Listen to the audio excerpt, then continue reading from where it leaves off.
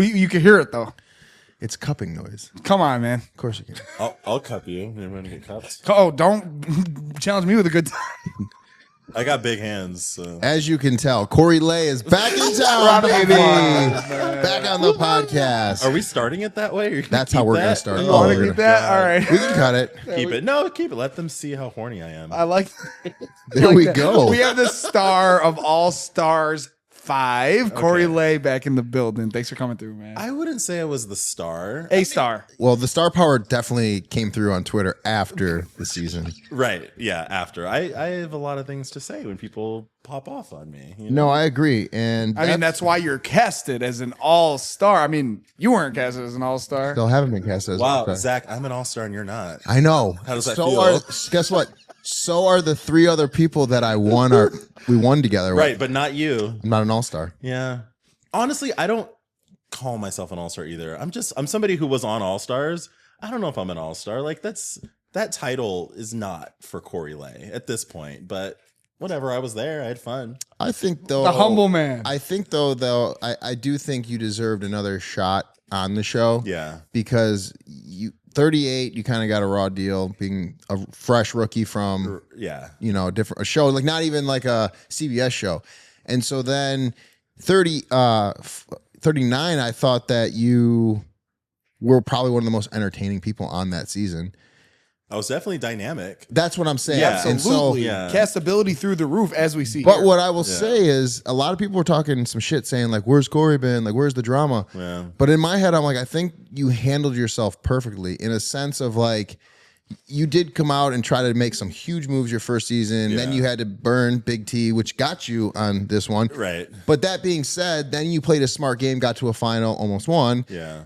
This time you come in and it's like, you're worth. I mean, how many people have you filmed with before? Fessy? So yeah, it was Like- Fessy, like- Amber for a little bit. So it's being a rookie all over It was again. basically being a rookie, yeah. So what I liked was you came in and you were like, I'm going to keep my mouth shut and be a rookie because these are some OGs as OGs they get. Yeah. However, you kept your mouth shut, you played a smart game, but you didn't let anyone walk all over you. Totally. Yeah. You stuck up for yourself almost instantly with Adam every single time. So Yeah. I'm like, there's a difference between being able to cause drama and being thirsty. Right. And you weren't thirsty. And as Thank a you. viewer, I appreciate that yeah. because sometimes with these rookies, it's worse when you're there. But when you're watching it and you've done it, in your head, you're like, nah, that's thirstiness. So like, I think Big T, Melissa, and myself, we had a conversation and we were like, let's not make this about us. This is All Stars. We're just kind of lucky to be here. And let's play our game and do our things. But like, I think all of us had a little bit more of a subdued season than you might have expected from the 3 of us. And it's because like, I personally felt lucky to be invited. I didn't know it was All Stars when they called me. They said, hey, there's a challenge spinoff. Are you interested? And I was like, oh my God, what is this? Is this USA 3? Is it like, I have no idea what this is. I find out it's All Stars and I'm like, oh my God, what am I signing myself up for? Am I just going to look like an idiot being on this show? So if I am going to be on it, I'm not going to make it about me. I'm going to play my game and do what I need to do, but I'm not going to be whatever version of me you think I might be. Like, I'm not thirsty. I'm happy to be there. You weren't going to create anything. You weren't going to, like, I feel like there's a lot of people that just are there and they're like, I have to do something huge Right. so I can get a call back. Totally. And I liked how you, like I said, you were very like, don't cross the line, but if Right. you don't cross it, like, I'm here to have a good time. Totally. Yeah. You know, but All Stars started out with like, I mean, the first season was like people were like, the youngest person may have been in their 30s. Right. Oh, like my age, 30, like flirting with 40. You're pushing But 40. there was, man, am I ever. You're pushing I it. feel 50 though. That's the no. crazy part. That's why 40 doesn't You bother me. look 60. Bro, that's actually, I was thinking one of my biggest flexes is that I could afford Botox, but I won't get it. Yeah, I don't think you need it. You don't have, I haven't seen lines on your Oh, face. if I smile, I took a picture of my son at dad's night, which means I'm close to 40. And I got the picture, and it's a wonderful picture. It's a great picture. We both have huge The smiles. best picture. Yeah. But you can see, I'm like, okay. Okay, Clint Eastwood.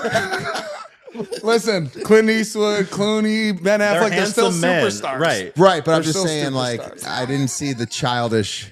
I don't look childish. I look like I have 4 kids. You're fine. Listen, so your point is taken, which is you're going to be humble about it. You're going to say you're not an all-star.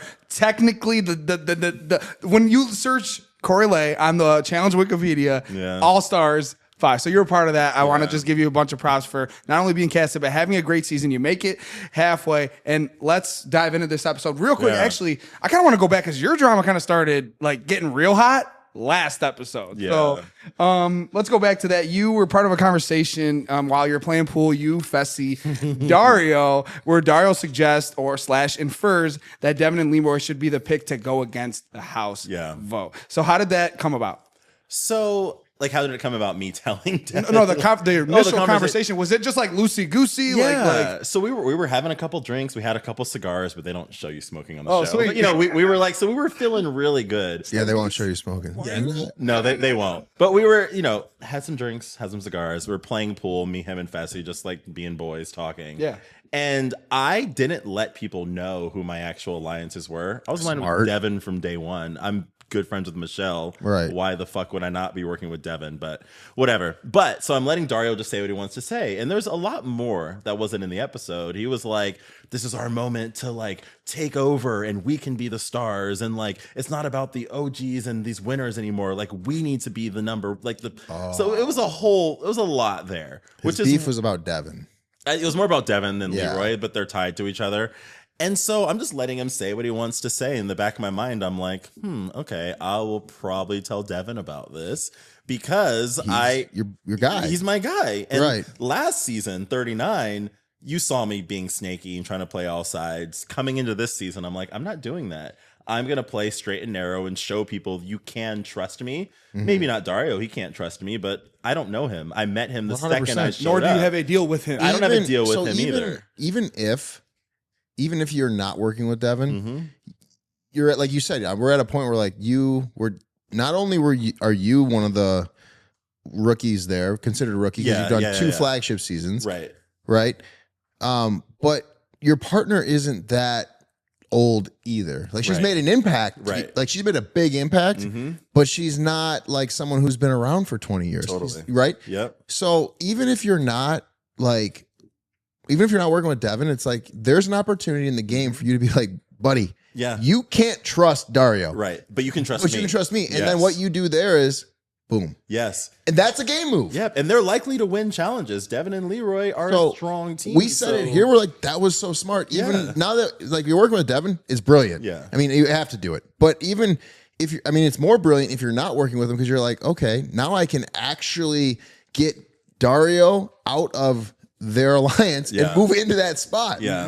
We're looking at it as a lens of gaining social equity when you were also doing that, but behind the scenes, no, you're reinforcing trust. Yes. And that's so important in a game like this. Well, go ahead. I was going to say, it's funny. So people didn't know that I told Devin and Leroy till they watched it. I got so many texts from people on All Stars 5 because I didn't tell anyone that we're the ones who spilled the beans. Yeah. And I don't know if you noticed, there's a moment when like they're yelling at each other. We're all up in the house and I'm sitting there next to like Ashley and Dario, like, or not Dario, but Ashley and Frank. And I'm like, why is Devin yelling? Like, what's happening outside? I have no idea. This is so insane. like I kept that in for like a year. Nobody knew I was the person who told them. Because here's why: if that never airs, you saying that, right? You never did it, and then no one can hold that against you. Yeah, exactly. I love that move. I used to say too much. I love it. 39, I said too much. Now I will not say as much. Well, I think so. Wait, I just want to make sure I understand the facts here. You and Big T, because Big T's with you. Yeah. You keep this secret for 1 year. Yes.